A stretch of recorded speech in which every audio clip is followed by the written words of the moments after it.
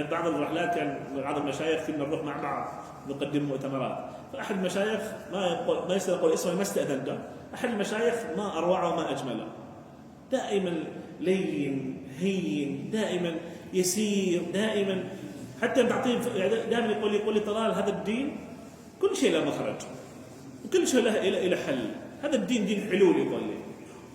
حتى لما يقول لي جيوني مثلا اللي يرسموا مال الفنيه راح يسالوه، قالوا هذا الرسم احنا تخصصنا في الجامعه نرسم ونجسد، يقول حصلت لهم مخرج في الدين.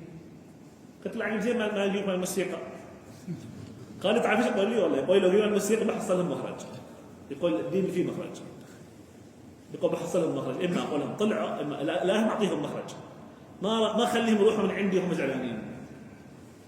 من اتى لي يطلب مني واراد ان يتمسك بالدين ما اقول له روح، اقول تعال بعطيك شيء في الدين، ساجمل لك هذا الدين، ما اجمل هذا الدين.